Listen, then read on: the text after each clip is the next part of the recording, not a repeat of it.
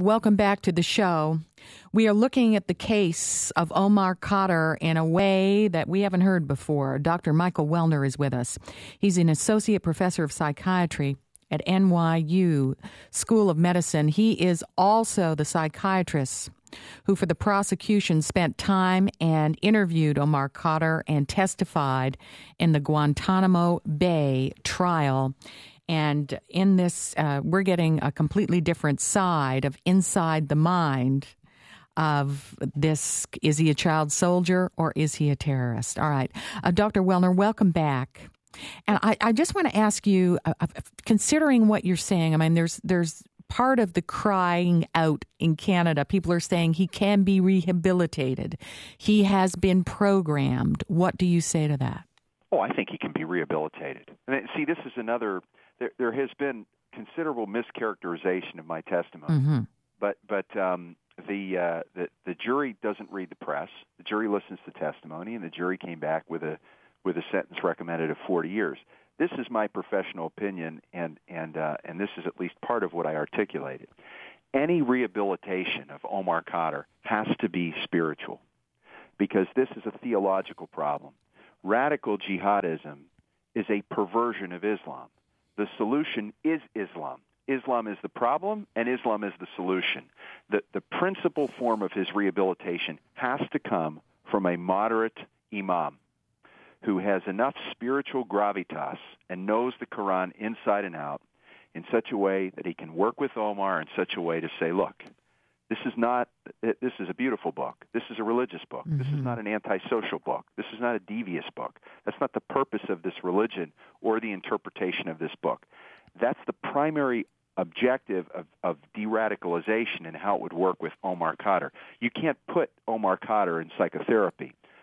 When I made the reference in my testimony to Woody Allen, what was not reported, and what I said was that if you were to sit Omar Khadr's radical jihadist thinking down in psychotherapy for 30 years, for 40 years, and just as a comparison, have Woody Allen stay in psychotherapy for the same amount of time, Woody Allen would be more likely to respond to psychotherapy. And that's my point. This is not something that resolves with psychotherapy. It's a spiritual problem that has to be dealt with spiritually and with the kind of gravitas.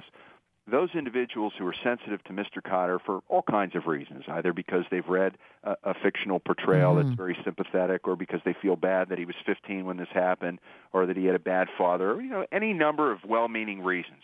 If they want to help Mr. Khadr, then they will help to de-radicalize him. They will expose him to Western influences. They will expose him to Islamic influences that are moderate.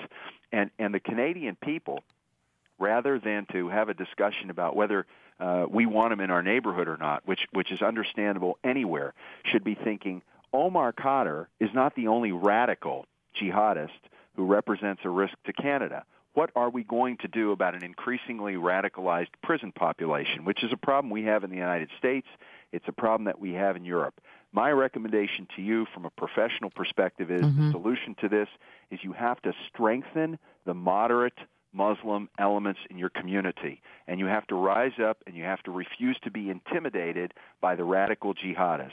The moderate Islamists, I should say the moderate Muslims in your communities are intimidated by the radicals. We have many on this show, Dr. Welner. They join us. Because they're the solution. I want to ask you, from your perspective, you've sat, you talked, you got inside his mind, and you've just told us that this is a religious problem.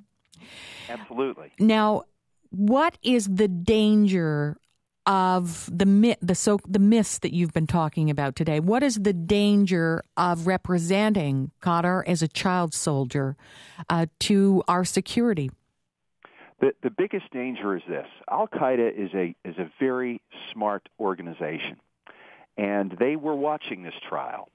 And if you create a separate set of rules for people who are motivated to violence, who are motivated for religious reasons, who are not child soldiers, it is the easiest thing in the world for Al-Qaeda to concentrate its recruitment around the world of people who are teenage operatives. We have this problem going on in the United States with Al-Shabaab and the Somali teenage population. And this replicates what we see in gangs. gangs will use underage people to either carry out crimes or to take responsibility for crimes of the older, knowing that they will not be held accountable. If you can demonstrate to teenagers' families, hey, if your teenager gets mixed up in this radical element, this is a point of no return, then the parents will take responsibility. Now, the Khadr family, they may be radicalized and they may be jihadists and they may be a significant reason why Khadr represents a continued risk, but there are many families, perhaps even those listening to your program, who are invested in Canada, who are moderate, who come to Canada for the same reason that my parents came to this country, to observe and practice their religion free. They don't want any part of this crazy radical thinking, but they have kids who can get swept up by devious people, and the parents can step in and recognize a problem and keep their kids away, and they're going to be more motivated to do so if they recognize that the consequences, like, for example, consumption of a dangerous drug, are catastrophic. Keep your kids away from the radicals, because it is a point of no return. Dr. Michael Welner, thank you so much. What a fascinating interview and a perspective today, and we really appreciate you giving us your time. I appreciate your interest and the opportunity to just spend some time with a Canadian. I've enjoyed the time that I've spent in your country, and I certainly wish you well. I realize it's a difficult problem to have to work through. All right. Well, we are in for a great talk conversation on the show after we say goodbye to you. Thank you so much. Take care. Good luck to you. Bye-bye. Dr. Michael Welner, he testified for the prosecution in Guantanamo Bay.